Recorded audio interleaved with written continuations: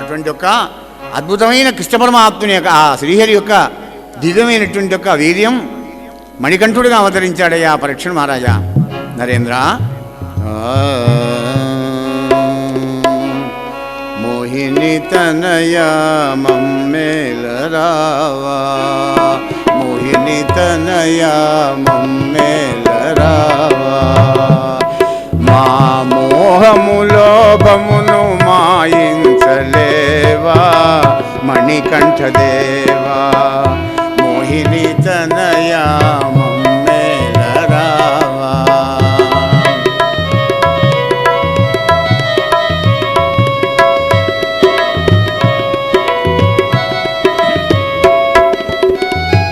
వేదశాస్త్రాలు ఎరుగని వెల్యోళము, వాదభేదాలు ఎరుగని పేదోళము,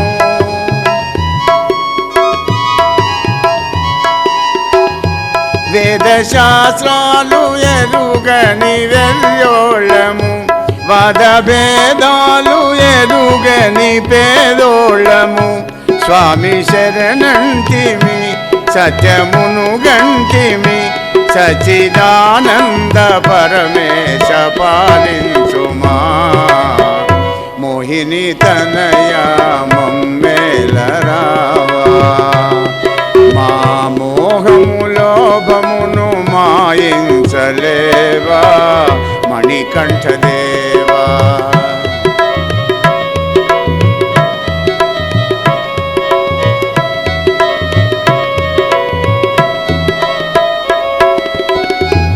ఓ నామాలే రాని మనియమాలను, ఓ నామాలే రాని మనియమాలను, వనమాలి కుమారా సవరింపుమా,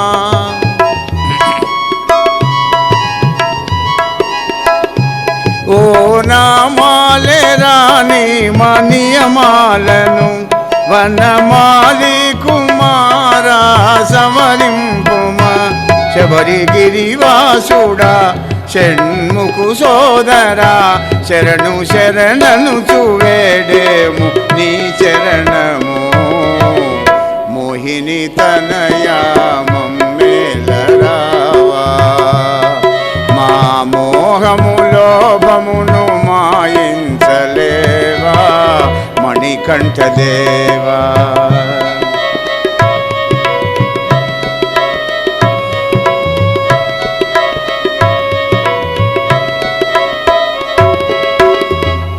స్వామియే శరణమయ్యప్ప. పరీక్షణ్ మహారాజా, జగదాత్మకుడైన శంభుడు ఎప్పుడైతే మోహించిపోయినాడో విష్ణుమూర్తి మళ్ళా తన రూపాన్ని తీసుకున్నాడు. మోహిని రూపం పోయింది, తలకాయ వంచుకున్నాడు పరమశివుడు. కార్యకారణ కర్తృత్వాలన్నీ కూడా మహాదేవుడు అంటే శంకర భగవాన్ లాంటి వాడు మన్మధుడిని దహించి వేసినటువంటి ఒక మహాపురుషునికి ఇటువంటిది మాత్రం కలగదండి, ఎప్పుడు అనుకోకండి ఆ విధంగా. అది ఎందుకంటే శివకేశవులకు పుట్టినవాడే చావాలే ఆ రాక్షసుడు. కనుకనే ఇటువంటి ఒక సంకల్పం చేసుకున్నారు ఇద్దరు పరమాత్ములు, శివకేశవుని యొక్క అభేద స్వరూపం. దశమస్కందంలో చెప్తాను వాళ్ళిద్దరు బోధన గారు. అప్పుడు మందలించాడు శివుణ్ణి, శంకరా నిఖిల దేవోత్తమా మహాదేవా, నీవు కరుడవు తప్ప నా మాయనెవ్వరు గెలవనేర్తురు. చూసారా, నువ్వు ఒక్కడ ఉండి నువ్వు కూడా నా మాయలో పడ్డావు అంటున్నాడు ఇండైరెక్ట్గా. పెద్దల మందలింపే ఆ విధంగా ఉంటుంది. నువ్వు ఒక్కడో తప్ప నా మాయన ఎవరు తెలుసుకుంటాడా అంటే ఏంది అర్థం? నువ్వు ఒక్కడ ఉంటే తక్కువ, నువ్వు కూడా నిండిపోయినావు, ఫుల్ కోరం అయిపోయింది అంటున్నాడు అని పోతన గారు అంటున్నాడు. మనకు ఒక మెసేజ్ ఇస్తున్నాడు, జాగ్రత్తగా వినండి. కాము గెలవచ్చు, కాము గెలవచ్చు, కాలారి కావచ్చు, మృత్యుజయము కలిగి మెరయవచ్చు.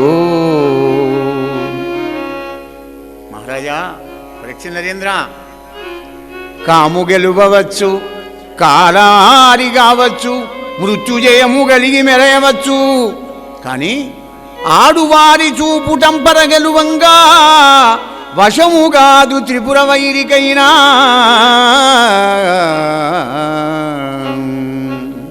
చూపులు అనే బాణాలట, స్త్రీల యొక్క అందమైన చూపులనే బాణాలు ఎవరికైతే తగులుతాయో వాడు మాత్రం తట్టుకోలేడు. కాలసర్పాన్ని మెళ్ళో వేసుకుంటాడేమో, మృత్యువుని జయిస్తాడేమో, మనవదుని దహిస్తాడేమో, కానీ ఆడదాని చూపు టంపర గెలువంగ వశము కాదు త్రిపురవైడికై. అటువంటి మోహినీదేవతను నేను ఎల్లప్పుడూ నమస్కరిస్తానయ్యా పరీక్ష మహారాజా అన్నాడు సుఖదేవుల వారు. అని చెప్పి నరవరాజేశ్వర, ఇప్పుడు నడిచేటువంటి వాడు వైవస్వత మనువు, 7వ మనువు. మహారాజా, సూర్యసావరణి అనేటువంటి వాడు 8వ మనువు అవుతాడు. మరి అటమీది కాలంలో వర్ణనందనుడైన దక్షసావరణి అనేటువంటి వాడు 9వ మనువు అవుతాడు. మరి వచ్చే కాలంలో ధర్మసావరణి అనేటువంటి వాడు 11వ మనువు అవుతాడు. భవిష్యత్ కాలంలో భద్రసావరణి అనేటువంటి వాడు 12వ మనువు అవుతాడు. దేవసావరణి అనేటువంటి వాడు 13వ మనువు అవుతాడు.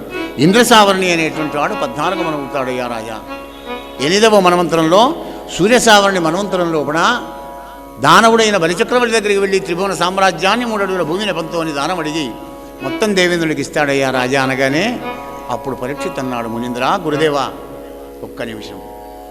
ఏమిటి మహారాజా? విష్ణుమూర్తి వామన రూపంతో బలిచక్రవర్తి దగ్గర వెళ్ళడమా? ఆహా, ఏం ఆశ్చర్యం! బలినంబారు అనేత్రుడు ఏమి కొరకై పాదత్రయం వేడే, నిశ్చలుడును పూర్ణుడు లబ్ధకాముడు రమా సంపన్నుడై తా పరస్థలికిందీనుని మాడ్కి ఏలజనియన్. తప్పేమియుం లేక నిష్కలుషుం బంధనమేల చేసే దినం కౌతూహలం బయ్యడిన్. బలిని అంబోరుడనెత్రుడు ఏమి కొరకై పాదత్రయం వేడే. ఏం లేని బాపనయ్య వెళ్ళి అడుగు యాచకం చేయవచ్చు, కానీ రమాసంపన్నుడు కదా, లక్ష్మీదేవిని వక్షస్థలంలో ఉంచుకున్న మహానుభావుడు, లబ్ధకాముడు, రమాసంపన్నుడు కదా, దీనుని మాడికి ఎలబోయినాడయ్యా. ఏం గమ్మత్తుగా ఉంది నాకు చెప్పాలన్నాడు. రాజా నేను చెప్తున్నాను, ఎప్పుడైతే దానవులందరికీ అమృతం దొరకలేదో వీళ్ళందరూ కలిసి పాపం యుద్ధానికి వెళ్ళిపోతే బలిచక్రవర్తి ఓడిపోయినాడు. పాపం వచ్చి శుక్రాచార్యుల శిష్యుడై పెద్ద యజ్ఞం చేశాడు, విశ్వజిత్తి యాగం అనేటువంటి యాగం. అగ్నిహోత్రుడు మంచి గుర్రాలు, శిరశరాసనాలు, కవచాలు అన్నీ కూడా ఇచ్చి మంచి తేజస్సు కలిగించేట్టుగా చేసినాడు. వాళ్ళందరినీ దానవులందరూ కూడా తీసుకొని స్వర్గానికి బయలుదేరి వెళ్ళాడు యొక్క బలిచక్రవర్తి. మరి దేవేంద్రుడు చూసి వాడికి భయపడి, అమ్మో అమ్మో, నిన్నగాక మొన్న నాతో ఓడిపోయిన ఈ మూర్ఖుడు ఇప్పుడు వచ్చాడే, మరి ఎలా వీడిని జయించాలని గురువుగారి దగ్గరికి వచ్చాడు. కార్యకాల నిదర్శి అయిన బృహస్పతి దగ్గరికి వచ్చి, గురుదేవా ఏమిటిది? వినవయ్య దేవేంద్ర, వీనికి సంపద బ్రహ్మవాదులైన భృగుప్రవరు అర్తిరిచ్చిరు సుమ్మా, బ్రహ్మతేజంబు గెలువని వశముగాదు. బ్రహ్మజ్ఞాన సముడైన శుక్రాచార్యుల యొక్క ఆశీస్సుతో విశ్వజిత్యాగం చేసి తేజవంతులు పెరుగుతున్నాడు బలిచక్రవర్తి. ఇప్పుడు నువ్వు కానీ నేను కానీ మనం ఎవరం కూడా గెలవలేం. సమయం వచ్చేదాకా తలకాయ దాచుకో, ఒక భగవంతుడు తప్ప నన్ను ఎవరు గెలవలేరు. ఇంకేముంది, దేవతలందరూ అష్టదిక్పాలకులందరూ కాంశీకులు అడవిలో పోయి ఆకులలాలు తింటూ ఉన్నారు. త్రిభువన సామ్రాజ్యం పరిపాలిస్తున్నాడు బలిచక్రవర్తి స్వర్గాన్ని. మరి ఇంకేముంది, పాపం దేవతల తల్లి అదితి మాత ఏడ్చి భర్త దగ్గరికి వెళ్ళింది. అప్పుడు కశ్యపనామది పయోవ్రతం అనేటువంటి ఒక వ్రతాన్ని ఉపదేశం చేసి మంత్రాన్ని ఇచ్చాడు, నారాయణ మంత్రాన్ని. పాల్గొన శుద్ధ ప్రతిపద మొదలుకొని ద్వాదశి పర్యంతంబు అదితి మాత వ్రతమును బోధించిన. భర్త చెప్పిన ప్రకారంగా నియమనిష్టలు అనుసరించుకుంటూ ప్రతిపద నుంచి ద్వాదశి దాకా చేసిందండి. ద్వాదశి నాడు పరమాత్మ ప్రత్యక్షమైనాడు. శంఖచక్ర గదా పద్మాలు ధరించాడు పరమాత్ముడు.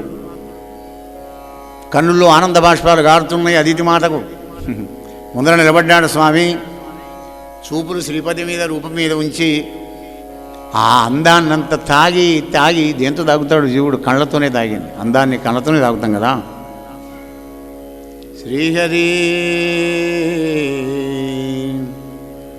యజ్ఞేశ విశ్వంబరాచ్యుత శ్రవణ మంగళనామధేయలోకస్వరూప ఆపన్న భక్తజనార్చి విఖండన దీనలోకాధార తీర్థపాద. ఈశ్వర పురుషోత్తమ, ఆయువు దేహం, అనుపమ లక్ష్మి, వసుధ రాజ్యం, త్రివర్గం ఇవన్నీ ఇవ్వడానికి దాతవు నువ్వే కదా పరంధామ. పద్మాక్ష దేవతలకు నిలయమైనటువంటి ఒక అమరావతిని దానవులు వచ్చి మరి ఆక్రమించి పరిపాలిస్తున్నారు. నా కొడుకులు పాపం అరణ్యవాసం చేస్తున్నారు పరమాత్మ అన్నది అది ఇటు మాట. పురుషోత్తమ,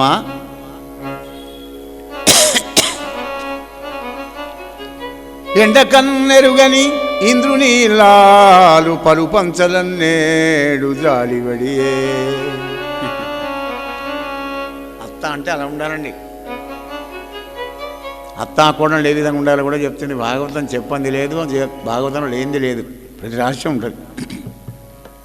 నా కొడుకు కష్టం వచ్చిందని చెప్పుకుంటలేదు ఇక్కడ. నా కోడలు ఎండ అంటే ఎలా ఉంటుందో తెలియదు నా కోడలకు, శచిదేవికి. ఎండ కన్నెరుగని ఇంద్రుని ఇల్లాలు పరుపంచలన్నేడు జాలిబడియే. త్రిభువన సామ్రాజ్యం భూగోల్పోయి అడవుల దేవేంద్రుడు తిరిగే శ్రీహరియే. అనగానే అమ్మా ఏం బాధపడకు, నీ కోడళ్ళకు, నీ కొడుకులకు, నీ మనవలకు, మనవరాళ్ళు అందరికీ ఆనందం కలిగేట్టుగా నేను చేస్తాను. నాకు కూడా వేడుక పుడుతుంది నీ కొడుకుగా పుట్టాలని. నీ భర్తను సేవించవమ్మా, శుభముహూర్తంలో వచ్చి నీ కడుపులో పడతానన్నాడు అని భర్తను సేవ చేస్తుంది. కానీ సమాధిలోంచి ఒక్కనాడు కశ్యప ప్రజాపతి వెళ్ళి అదితి మాతకు గర్భధానం చేసినాడు. తద్వారా పరమాత్మ కడుపులో పడ్డాడు. 10 మాసాలు కాగానే మిట్ట మధ్యాహ్నం వెళ్ళి అభిజన ముహూర్తం లోపల రవి మధ్యం అమునంజరింపగ్రహతారాబద్ధ చంద్రస్థితిం శ్రవణద్వాదశి నాడు శ్రోణ విధి సంజాత లగ్నంబునా భువనాధీశుడు పుట్టే వామనగతిన్. ఎవరికి? పుణ్యవ్రతోపేతగున్ దివిజాధీశ్వరు మాతగున్ పరమపాతివ్రత్య విఖ్యాతగున్ పుట్టే.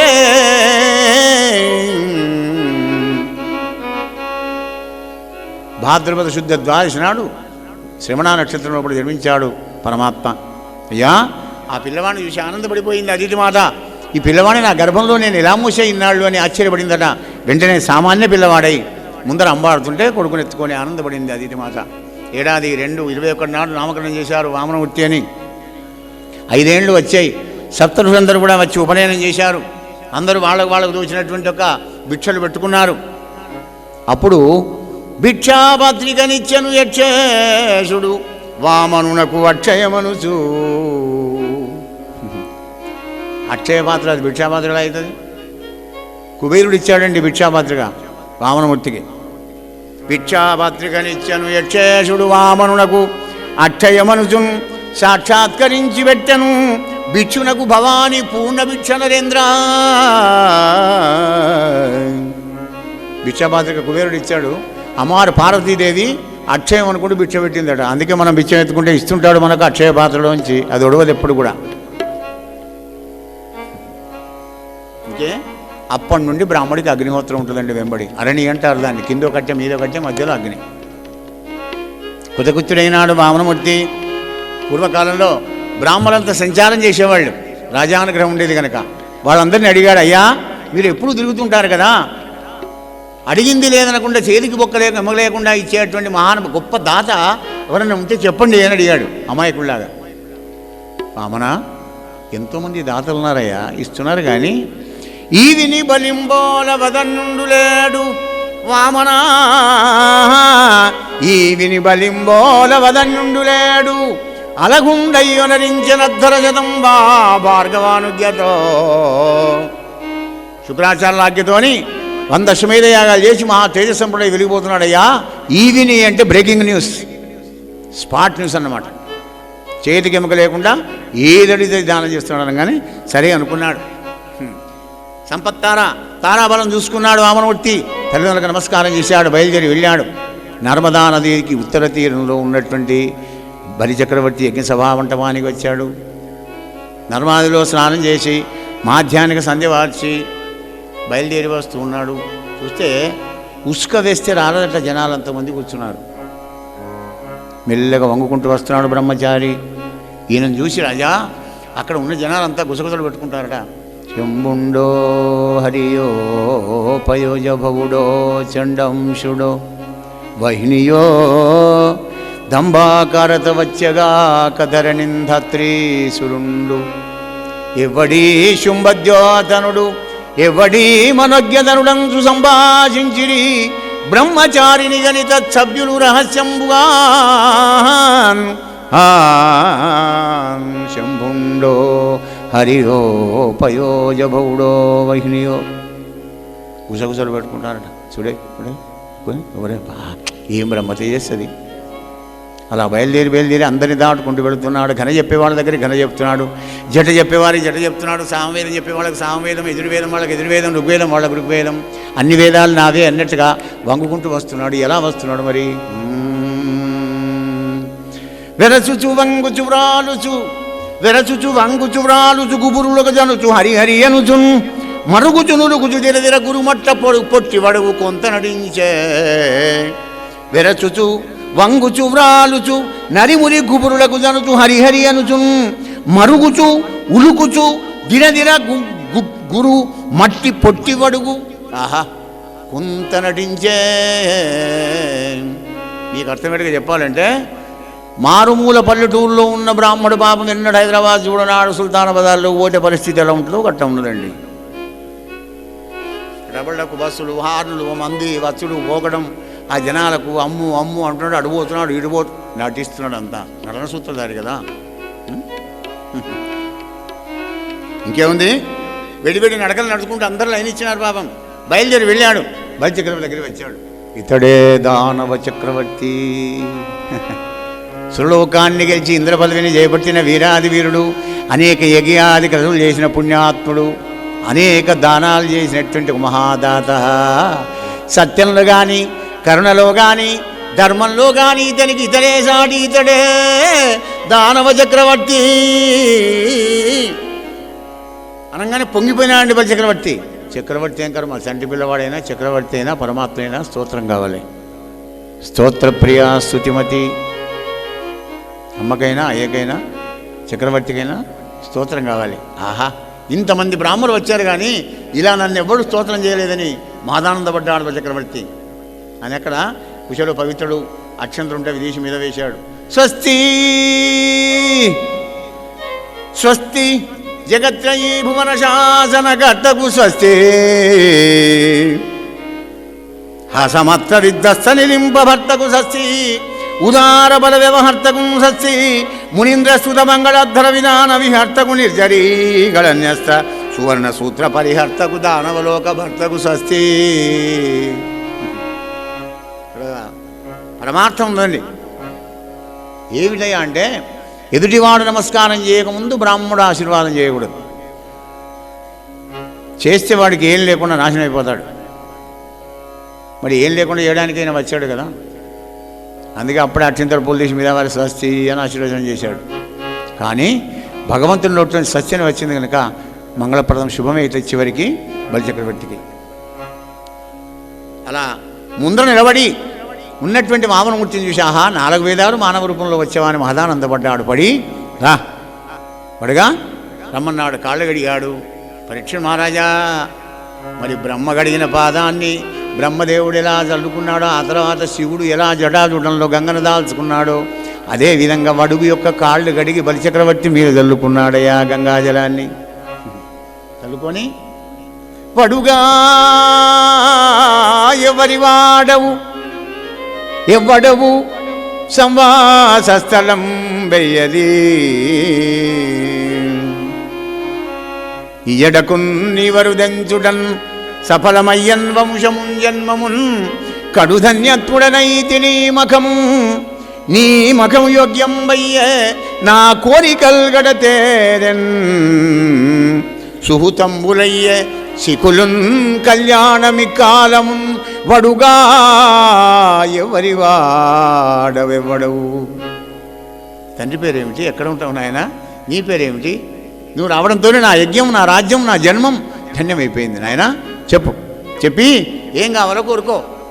వరచేలంబులో మాడలో ఫలములో వన్యంబులో గోవులో హరులో రత్నములో రథంబులో విమృష్టన్నంబులో కన్యలో కరులో కాంచనమో నికేతనమో గ్రామంబులో భూములో కాక ధరణీ ఖండమో ఏమడిగెదవధాత్రీ సురేంద్రోత్తమా.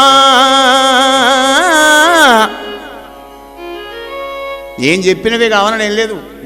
నీ ఇష్టం వచ్చింది కోరుకో. ముసి ముసి నవ్వులు నవ్వుతున్నాడు వామనమూర్తి. అయ్యా, ఎవని వాడనం చేమని వలుకుదు నాంత వాడనై నడవనేర్తు. దానవేంద్ర, అది నేర్తు ఇది నేర్తు అని ఎలా చెప్పంగా నేర్పులన్నీ నేనే నేర్తు. ఇది నాకు నెలవని ఏ రీతి వలుకుడు మరి ఒక చోటనక నిండి ఉండనేర్తు సుమ్మా. శేషాలంకారంలో ఉంది ఈ పద్యం. అంతటా ఉంటాను నేను అన్నాడు. విశ్వరూపుడు పరమాత్ముడు కదా.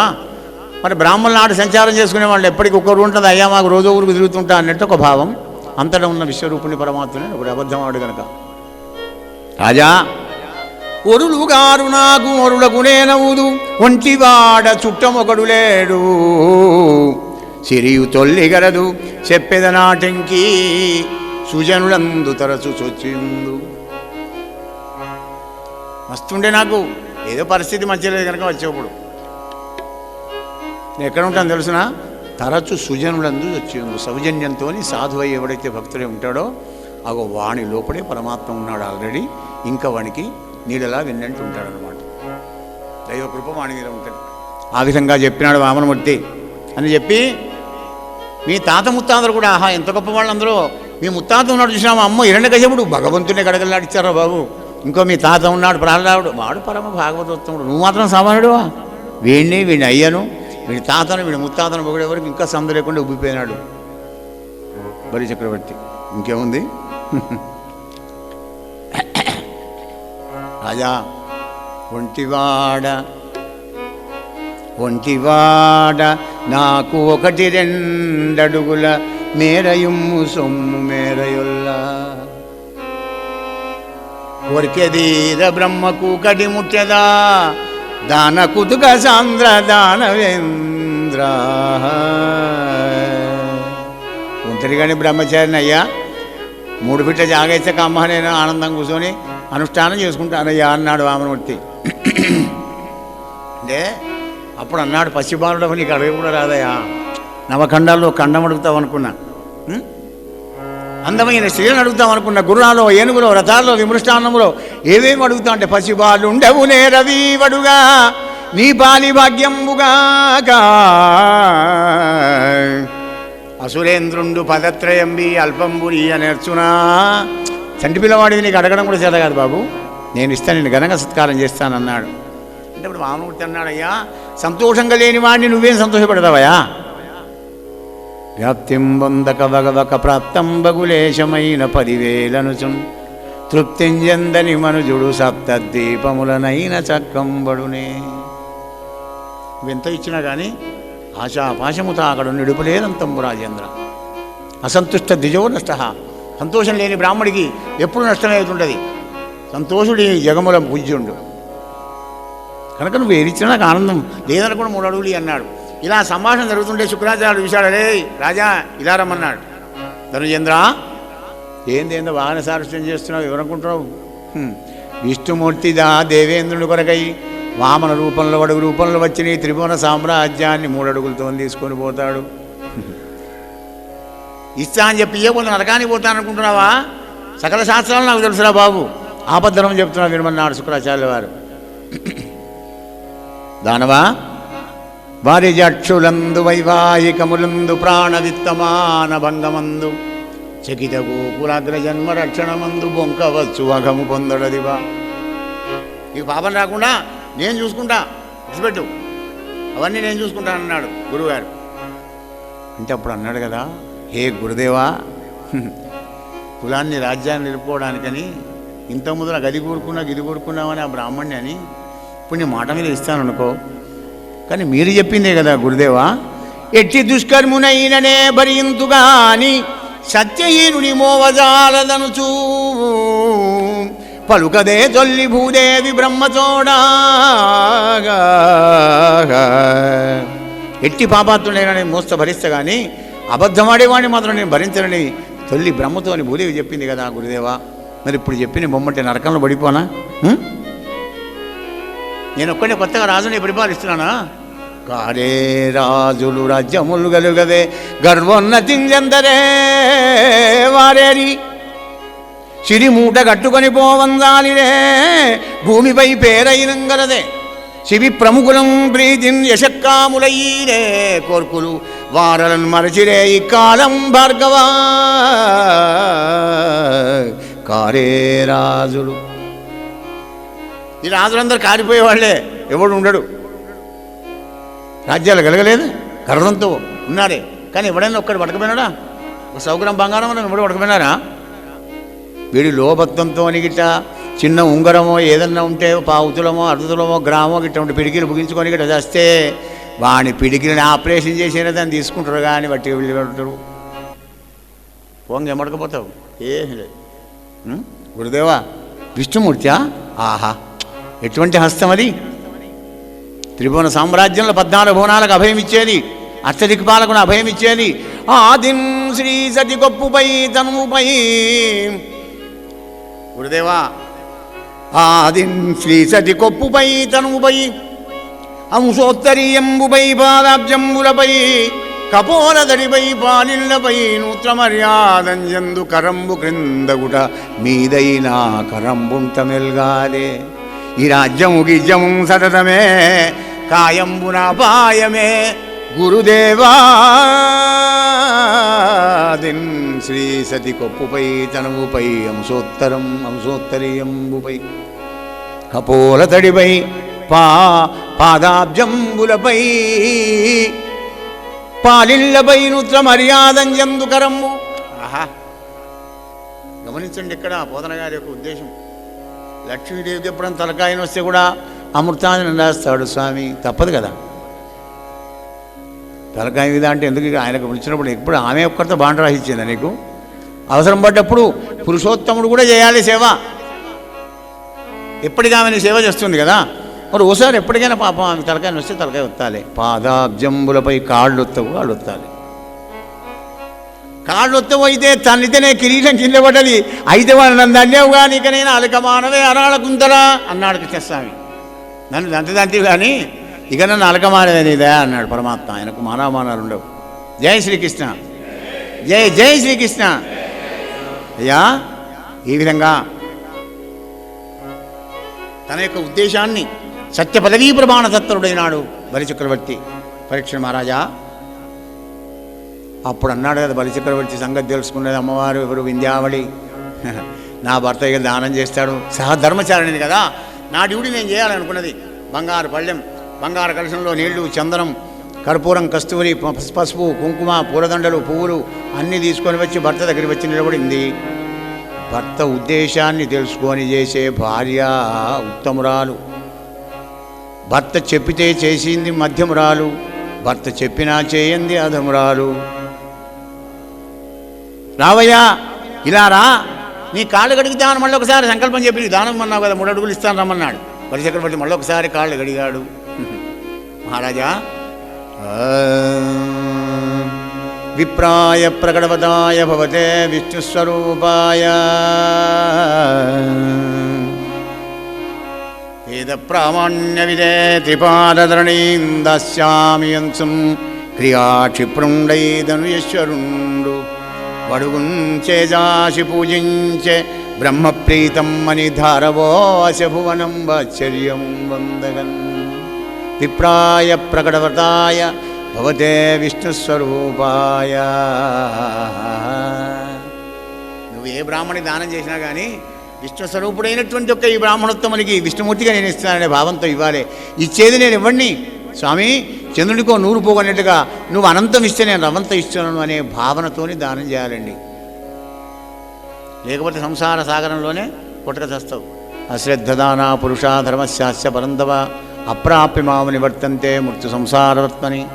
అశ్రద్ధతో నువ్వు ఏ పుణ్యకారం చేసినా కానీ దుఃఖ సంసారంలో పడి ఏడుస్తూనే ఉంటావు, కానీ ఏడుపు మానవు ఎప్పటికి కూడా. అటువంటి భావంతో దానం చేయాలి. అలా నీళ్లు పోస్తుంటే శుక్రాచార్యుడు చూసేవాడు శిష్యుని మీద ప్రేమ. పోయి కామరూపంతో పోయి ఆ రంధ్రానికి అడ్డంగా ఉన్నాడండి. నీళ్ళ బొట్టు పడతలేదు ఇట్లా పోస్తే. చూశాడు పరమాత్మ, ఓహో ఈ విధంగా చేసావా ఆచార్య అని అక్కడ దర్భం ఉంటే తీసి దానికి కూర్చున్నాడు ఆ రంధ్రానికి. నీళ్లు పడ్డాయి కానీ శుక్రాచార్యుని కుడికన్ను పోయిందయా పరీక్ష నరేంద్ర. మరి దానం చేయకుండా మానే కానీ దానం చేసేవాళ్ళని వద్దంటే కళ్ళు పోతాయి. వద్దు, అటువంటి పని వద్దు అని చెప్తుంది మనకు భాగవతం సందేశం ఇస్తుంది. ఇంకేముంది, బొట్టు లేకుండా నీళ్లు పోసినాడు బలిచక్రవర్తి. మొత్తం నీళ్ళని పరిగ్రహం చేసుకున్న తర్వాత వామనమూర్తి ఇక పెరుగుతున్నాడయ్యా. ఇంతింతై బటుడింతయ్యి మరియు తానింతై, ఇంతింతై వటుడింతయ్యి తానింతై నభోవీది పైనంతై తోయద మండల భ్రమున కల్లంతై ప్రభారాజి పైనంతై చంద్రుని గంతయ్యి ధ్రువుని పైనంతై మహర్వాడి పైనంతై సత్యపదోన్నతుండగుచు బ్రహ్మాండాంత సంవర్ధి అయ్యే. ఇంతింతై ఇంతింతై వటుడింతై తానింతై నభోవీది పైనంతై.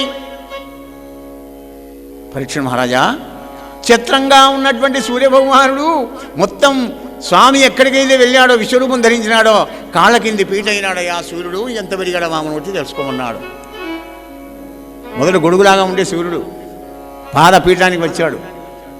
మొత్తం విశ్వరూపాన్ని ధరించి ఒక పాదాన్ని కింద ఒక పాదం మీద పెట్టాడు. 2 పాదాలు చేసి మళ్ళీ వామనమూర్తి అవతారం ఎత్తినాడు. గరత్నంతా ఈ దానవుడి పాదాలు కట్టేయి, మొత్తం చేతులు కట్టేసి వర్ణపాశాలతో బంధించాడు. వామనమూర్తి పోయినాడు దగ్గరికి. దానవా త్రిపద భూతలమిత్తునంటిది కదా, నీ సకల రాజ్యం ఒక్క పాదమయ్యే, సర్లోకం ఒక్క పాదమయ్యే. కడమ పాదమునకు చూపెదవే చూపుమా, లేకుంటే నిరేమునందుమా. బ్రాహ్మణాదీనములు ద్రోవ బ్రహ్మవశమే. నరకానికి పోతావా, మరి 3వ పాదానికి స్థలం చూపిస్తావా చెప్పా. గద్దిస్తున్నాడండి. నవ్వాడు బలిచక్రవర్తి. పురుషోత్తమ, తల్లిదండ్రులు, అన్నదమ్ములు, చెలికాండ్రు, గురువులు శిక్ష వేస్తే కొరతపడుతుందా స్వామి? నేను అబద్ధం ఆడాలా? నో, అబద్ధం ఆడను. శ్రీహరి, శ్రూర్తం బెగాని సూనృతం బెగాని సుడియదు నా జిహ్వ బొంకజాల, నాకు బొంకు లేదు. నీ తృతీయ పదము నా శిరమున నెలవు చేసి పెట్టు నిర్మలాత్మ. అబద్ధం ఆడలేను. నీ 3వ పాదం నా నెత్తిన పెట్టు. ఏముందని నీతో అబద్ధం ఆడమంటావు ఇక్కడ చెప్పు. శాశ్వతం ఏమైనా ఉందా? నీతో అబద్ధం ఆడి నేనేదో సుఖపడదామని కాదు సుమా. శ్రీహరి, చెలియే మృత్యువు, చెలియే మృత్యువు, చుట్టమేయముడు సంసేవార్థులే కింకరుల్. శిలలంజేసెన బ్రహ్మతన్ను దృఢమే జీవంబునో చెల్లరే. చలితంబౌట ఎదుంగరీ కపట సంసారంబు నిక్కంబుగా దలచుడు. సత్యదాన కరుణాధర్మాది నిర్ముక్తుడై. చక్కటి కొటేషన్ అండి. చెలియే మృత్యువు. నీ స్నేహితురాలా మృత్యుదేవత? చుట్టమా? నీకు యమధర్మ రాదు? నీ మేనమా కొడుక? సంసేవార్తులే కింకరుల్. యమకింకరులు పోంగా నీ పాదాలు ఎత్తుకొని తీసుకుపోతారా నాయన? శిలలంజేసన బ్రహ్మతన్ను బండ చేసి వచ్చాడా నేను ఇక్కడ?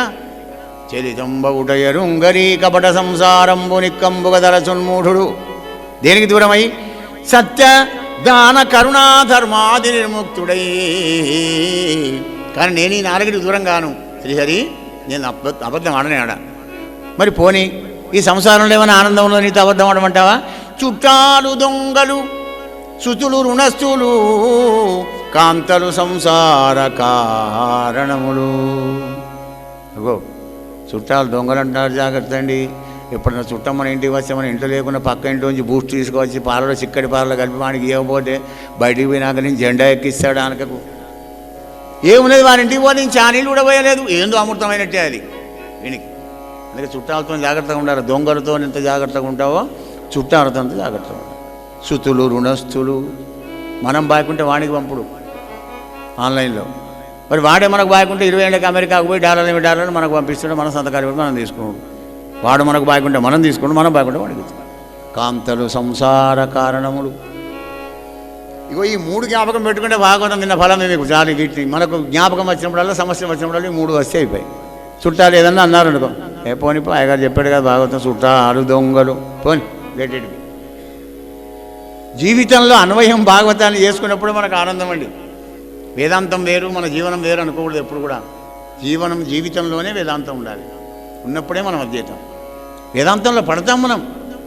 ఏడు చేసి ఏం పోనా తలరాత బాగలేక ఇంకోడన్నప్పుడు ఏం పని, మళ్ళీ వేదాంతంలో పడింది వీడు బతకడు. ఎప్పటికైనా వచ్చుడే. 4 గంటలు ఏడ్చినా కానీ మళ్ళీ నారాయణ పోనీ నా రాత అనుకుంటాడు, ఊరుకుంటాడు అంతే. జై శ్రీకృష్ణ, జై జై శ్రీకృష్ణ. అయ్యా తాతలోకం తీయగానే ప్రహ్లాదుడు వచ్చాడు అక్కడికి. ప్రహ్లాదుడు వచ్చి చూశాడు, ఆహా పురుషోత్తమా మంచి పని చేశావు. నీ పాద భక్తుడికి ఈ ఇంద్ర పదవి, చంద్ర పదవి, బ్రహ్మ పదవి పదవులు ఎందుకయ్యా? పదవి వస్తే కన్నులు కనరావు, చెవులు వినరావు. స్వామి మంచి పని చేసావు అన్నాడు. తాత ఇట్టానగానే వింధ్యావళికి బలిచక్రవర్తి భార్య కోపం వచ్చింది. అరే తాతను తంగిళ్ళ భార్య వినిచని రోగం పుట్టింది గిట్లా అంటాడు నా మాయనను అని ధైర్యం తెచ్చుకొని కరెక్ట్ సవరించుకొని విష్ణుమూర్తి దగ్గరికి వచ్చింది. శ్రీహరి శ్రీహరి కాదనడు,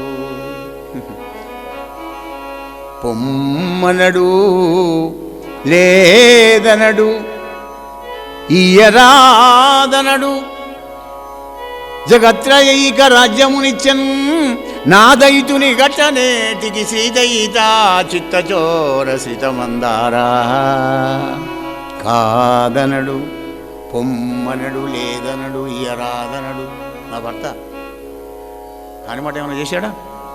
నువ్వు అడిగింది ఇచ్చాడే. తిరుమల సామ్రాజ్యం అడిగా ఇచ్చాడు కదా, మరి ఎందుకు బంధించావు వర్ణభాషాలతో? నీ అమ్మవారిని వర్షంలో పెట్టుకున్నావే, నా నుండి నా భర్తను ఎందుకు దూరం చేశావు? గట్టిగా అడిగింది. పతివ్రతం అతిలకం కదా, సహధర్మచారిణి వింధ్యావళి. అప్పుడు బ్రహ్మకు ధైర్యం వచ్చింది. పురుషోత్తమ నీ పేరు చెప్పి తులసీదళంతో నీళ్లు విడిచి కృష్ణార్పణం అంటే వాడికి మోక్షాన్ని ఇస్తావే, ప్రత్యక్షంగా వచ్చి దానం అడిగినటువంటి నీకు దానం చేసినటువంటి ఒక ఈ గొప్ప ప్రదాతకు దృఢపాశబంధనం తగునాముకుందా అన్నాడు బ్రహ్మ.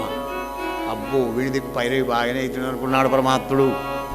అమ్మ వింధ్యావళి, నాయన ప్రహ్లాద, హే బ్రహ్మదేవా, నేనెవ్వని కరుణింపనిశ్చయించితినో వాణి అఖిల విత్తంబునే నభరింతు సుమ్మా. చూసారా, ఎవరి మీద నాకు అనుగ్రహ బుద్ధి పుడుతుందో వానికి ఏమీ లేకుండా చేసి పారేస్తా అన్నాడు. ఊరిని పీడపాడుగా ఇదే.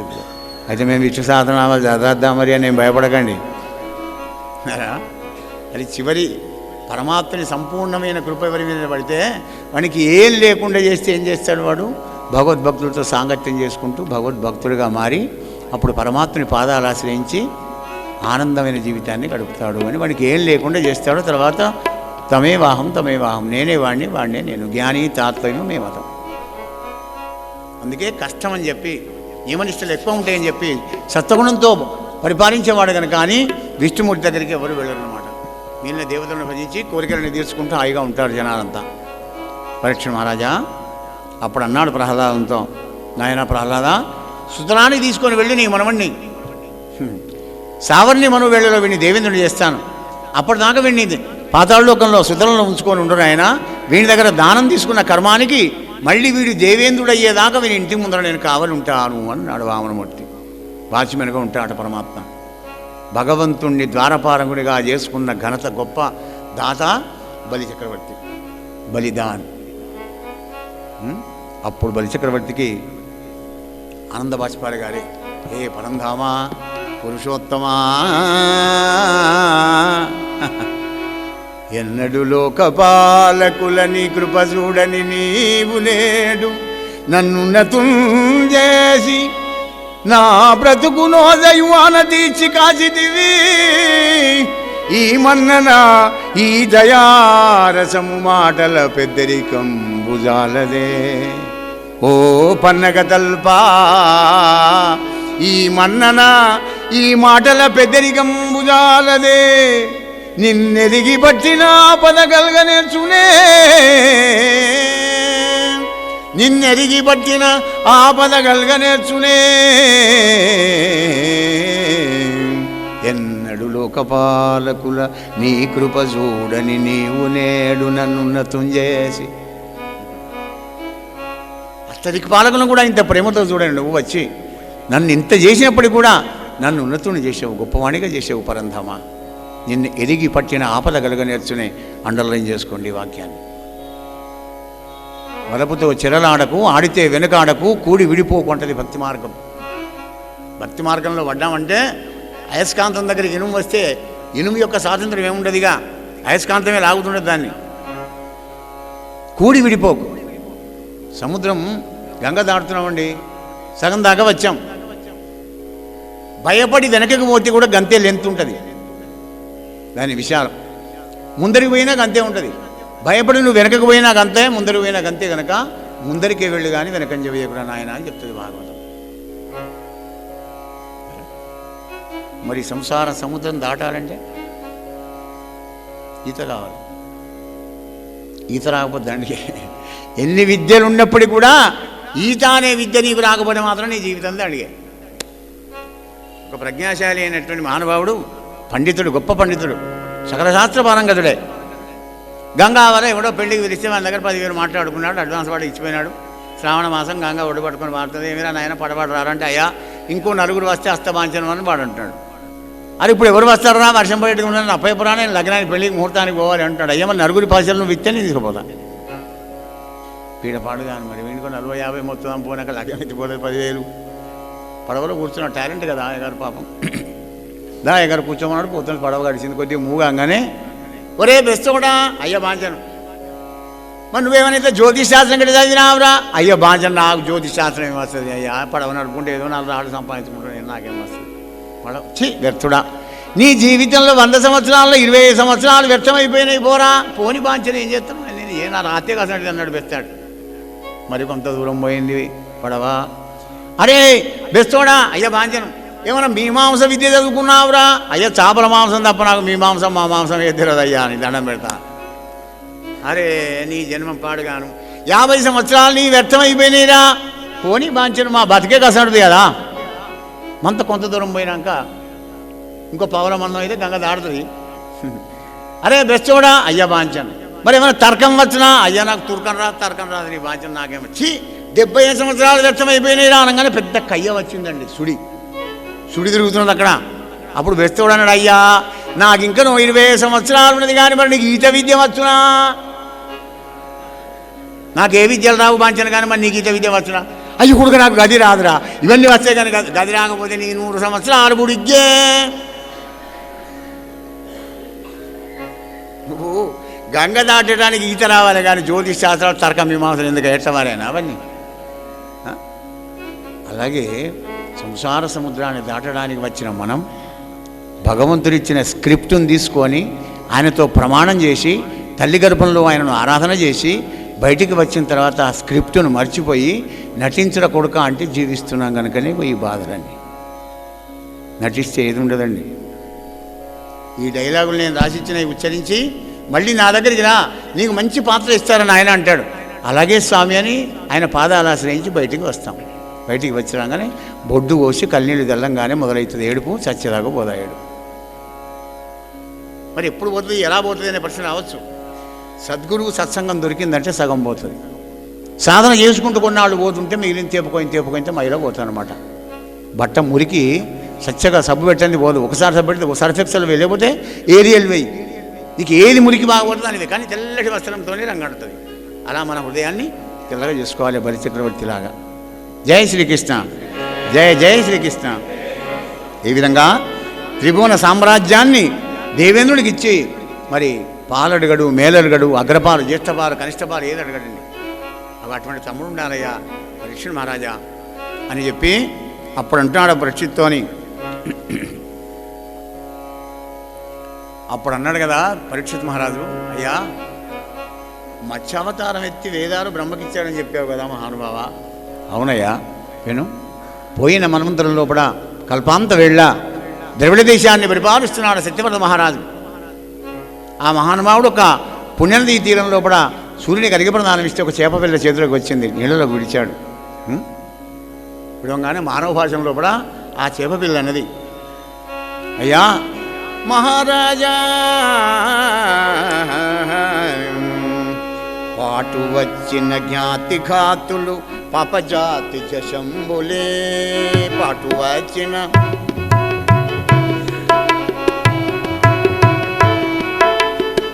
అటు వచ్చిన జ్ఞాతి ఘాతులు పాపజాతి శంభులే ఏట కొండొక మీను పిల్లల ఏరివాదింపన చోట నుండక నీరు దోసిలి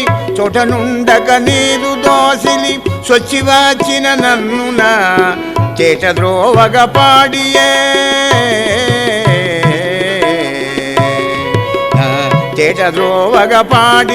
కృపయించలేక దయానిధి పాటు వచ్చిన జ్ఞాతి ఘాతులు పాపజాతి శంభులే. నాలో ఉన్న నా దాయాదులందరూ కూడా నన్ను చంపుదామని ప్రయత్నం చేస్తున్నారు. వాళ్ళని బెచ్చవాళ్ళంతా నా ప్రాణం చేయాలని చూస్తున్నారు. దయామయుడు అని నీ చేతులకు వస్తే ఇళ్ళలో విడుస్తున్నావా మహానుభావ అన్నది. అరే మానవ భాషలో మాట్లాడుతుందని ఆ చాపను తీసుకొని కమలంలో వేసుకున్నాడండి. ఇంటికి రాగానే దాని నిండా అయింది. గంగాళంలో వేశాడు, దాని నిండా అయింది. గోడెంలో వేశాడు, దాని నిండా అయింది. బావిలో వేశాడు, బావి నిండా అయింది. అమ్ము చెరువులో వేశాడు, చెరువు నిండా అయింది. ఒక దినంబున సరయోజన మాత్రం విస్తరించదవు నీవు ఎన్నడు దినము చూడము ఇటువంటి శశములనెన్నడు మహాత్మా నీవు నారాయణ విధానుండవే గాని అన్యంబుగాదు. ఈశ్వరా తమో కూడా భూయిష్టమైనటువంటి ఒక ఈ మీనావతారం ఎందుకు ఎత్తవలసి వచ్చింది మహాప్రభు అన్నాడు సత్యవ్రత మహారాజు. నాయన రాజా ఇవాళకి 7వ నాడు అంత జలమయమైపోతుంది బాబు. ఆ జలం లోపల ఒక పడవ కొట్టుకు వస్తుంది. ఆ పడవలో సప్తఋషులు నవధాన్యాలు ఉంటాయి. ఆ పడవలోకి ఎక్కి పడవలో ఒక తాడు ఉంటుంది.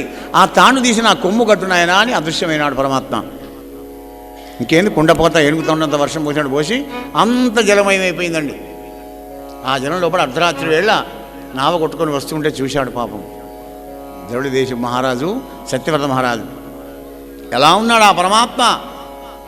కురుగరులు వరుద మీసలు, పెద్ద పెద్ద తోక, పెద్ద పెద్ద మీసాలు, వెండితోని పసిడి ఒడలు, శరీరం అంతా బంగారం, తోకాను మీసాలు మూతేమో వెండితో దగదగదగదాయమానంగా మెరిసిపోతుంది. సిరిగల పొడలు నెరి మొగము ఒక్క కొమ్మును మిరుజూపులు కలిగి విభుడు మీనంబయ్య నరేంద్ర వచ్చావతారం ఎత్తాడు స్వామి. వెంటనే ఆయన కొమ్ము కట్టాడు. ఈ యొక్క తాండు తీసి సత్యవ్రత మహారాజు లాక్కొని వెళుతూ ఉంటే భక్తుడు కదా పట్టిగల ఉంటాడండి. హే పరంధామా పురుషోత్తమా హృదయేశ్వరా శ్రీహరి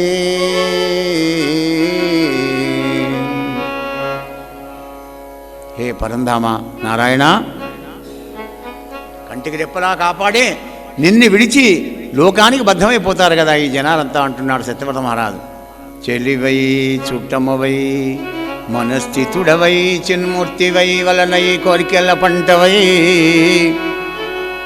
విపుడవై వరచిల్లు నిన్నొల్లకే పలువెంటం బడులోకమక్కట వృధా బద్ధాశమైపోయడున్ నిలువన్నెర్చునే హేమరాశిగలియున్ నిర్భాగ్యుడంబశయా చెలివై చుట్టమవై మనస్థితుడవై చిన్మూర్తివై ఆత్మవై వలనై కోరికెల పంటవై విపుడవై వర్తిల్లు నిన్నొల్లకే 7 తీర్ల మనం రక్షిస్తున్నాడండి పరమాత్మ. అయినా ఆయన జోలికి పోం. ఆయన జోలికి పోకపోతే మానే ఆయన సృష్టించిన పంచమహాభూతాలకు పొద్దుంటేసి ఒక్కసారి నమస్కారం చేస్తావా? పృథివ్యాపస్తేజో వాయురాకాశాత్ ఓం నమో భగవతే వాసుదేవాయ అనంటే నీ జన్మం ధన్యం. కానీ అనవు. కానీ నీళ్లు లేకపోతే వెళ్ళదు, గాలి లేకపోతే వెళ్ళదు, అగ్ని లేకపోతే వెళ్ళదు, భూమి లేకపోతే అసలే బతకలేదు. అటువంటి పంచమహాభూతాలతోని ఊడిగం చేయించుకుంటూ మరి వాటిని అమ్ముకుంటూ బతుకుతున్నావు కలియుగ మానవా కాస్త చింతించుమా అంటుంది భాగవతం. ఆకాశానికి పోయి అక్కడ ప్లాట్లు పెట్టేది ఉన్నది కానీ కూడా దూరం కాదు, అందరి వల్ల కాదు అక్కపోవడం. లేకపోతే ఇక్కడ భూమి అమ్ముకుంటున్నారు, గాలి అమ్ముకుంటున్నారు, అగ్ని అమ్ముకుంటున్నారు, వాయువు అమ్ముకుంటు. ఇక అమ్ముకొని ఏది చెప్పండి? గాలి కొడితే కూడా వాడు 2 రూపాయలు ఏంది నేను పయ్యనింపనే అంటాడు వాడు. గ్యాస్ అగ్ని పంచమహాభూతాలను కొనుక్కుంటాం. అయినా వాటికి కృతజ్ఞతాభావంతో నమస్కారం చేయడం మానవ ధర్మం. అందుకే సకాలంలో వర్షాలు పడవు, అకాలంలో వర్షాలు పడతాయి. చలికాలం ఎండ కొడుతుంది, ఎండాకాలం చలి పెడుతుంది, చలికాలంలో కూడా వానకాలంలో కూడా ఎండలు కాస్తాయి. జయ శ్రీకృష్ణ, జయ జయ శ్రీకృష్ణ.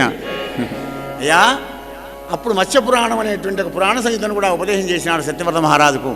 అదే సమయంలో ఆవరించుకుంచు లేచాడు బ్రహ్మదేవుడు. ఆవరించుకుంచు లేవంగానే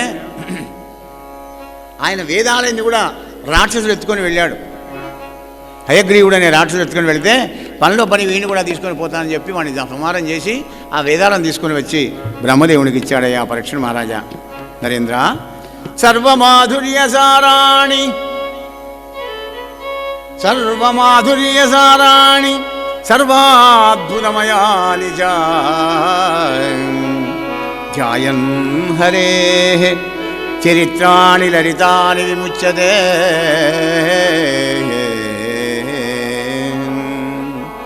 పరమ పవిత్రమైన మృదుమధురమైన మత్స్యావతార కథను ఎవడైతే వింటాడో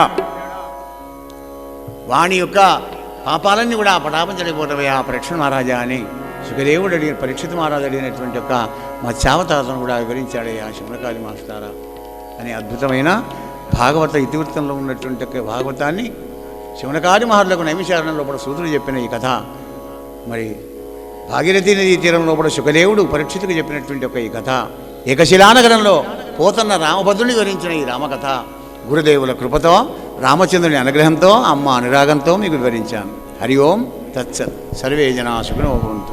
స్వస్తి ప్రజాభ్య పరిపాలయంతాం న్యాయేన మార్గేణ మహిం మహీష. గోబ్రాహ్మణేభ్య సోమస్తు నిత్యం. లోకా సమస్తా సుఖినో భవంతు.